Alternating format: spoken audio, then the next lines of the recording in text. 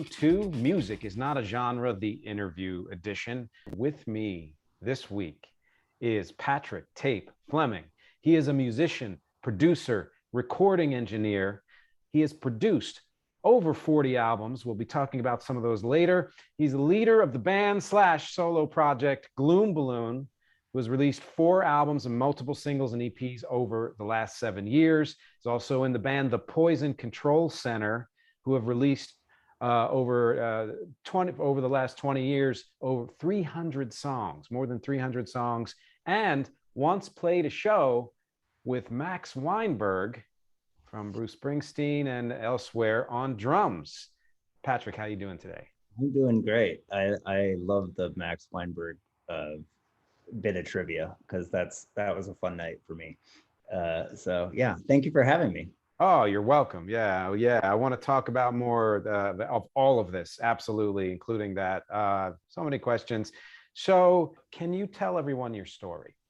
I grew up in a small town in Northwest Iowa, and it's not the type of town, 3,000 people. It's not the type of town that anybody would want to be from or claim to be from or whatever. But I always say that like I became a dreamer really early because it had like the best of star. There was no light pollution in this town, so you could see like millions and millions of stars. So all it did was make me realize like, oh God, this universe is so big. I know I'm not going to be in this town my entire life. Like there's so many things out there. And I was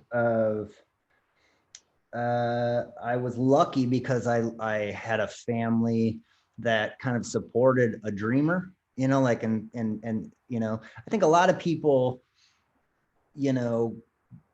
I was privileged because I had parents and brothers and sisters who supported going after your dreams or something. I think some people don't always get that when they're growing up, and I definitely got that. So I'm very grateful for that. And I know that everybody has the ability to dream. Just sometimes there's not the opportunity to open it up. One of my favorite songs ever is on the Nickel by Tom Waits. It's about like homeless people in Los Angeles, but it talks about how even like the homeless people, are like dreaming. They're still like, oh, I want to do this when I get, or, I want to be this, and I think that's really powerful that like somebody who can be on like Skid Row or Dire Straits or like in total survival mode, they still have dreams. They still like have ambition to do other things. And so I'm very grateful that I was like in a position to have, somebody, whether it be parents or friends or family, just be like, yeah, go after your dreams, do that kind of thing, And so musically, I think I reached my peak in about high school when I was playing a plastic baseball bat in front of a mirror, I didn't have a guitar yet, but I was like, I had a fake band and I was like, working on my moves and stuff like that. And I was really drawn to music. And the thing that really like made me want to do it was seeing Ferris Bueller's Day Off when I was like 7 years old. Oh. And I was like, he's singing Twist and Shout Up on the Float. I want to do that, Yeah. And the cool thing is about being from Iowa and not really having any sort of like, I never went to like music school or my family wasn't really that musical but they liked music, it's like one of those type of things like my dad had Bob Dylan's Greatest Hits in the car, and so like I had a little education, but not like you, for instance, who had like a dad who was like living and breathing this day in and day out. Right. But I think that was to my benefit because then it made me like, I do think my parents gave me like kind of an entrepreneurial spirit since my family owned like a family business. And so I just kind of learned everything I could about every aspect of music. So whether it be like recording my own music on a 4-track, writing my own songs, teaching myself how to play, booking my own tours, booking other people's shows, recording, all that type of stuff. I learned all of it. And so I liked all the aspects of it. You didn't have a dad, or family experience the way I had.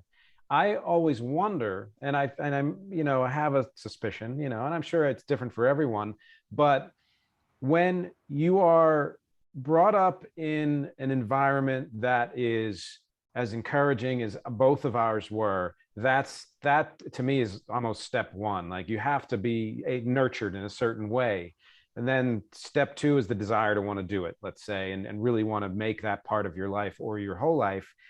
But then there's that kind of element that I think is different, where when you grow up in that world the way I did, I found there were certain aspects that were handed to me in a certain way. I saw the ease with which my dad did certain things and say, okay, I can do that. And, maybe I'll be different, but it's still, the certain elements were the same.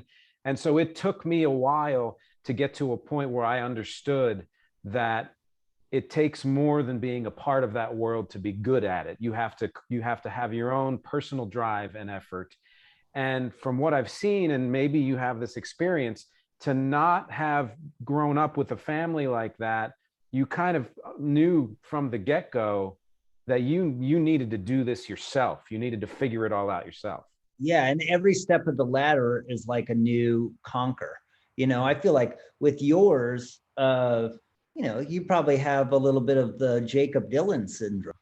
I mean, like, the poor guy. Like, he's like, oh, I wrote this hit, One Headlight. Like, it's a great song. Da da da. And everybody's gonna be like, well, come on, your dad wrote 300 great songs. You know what I mean? Like.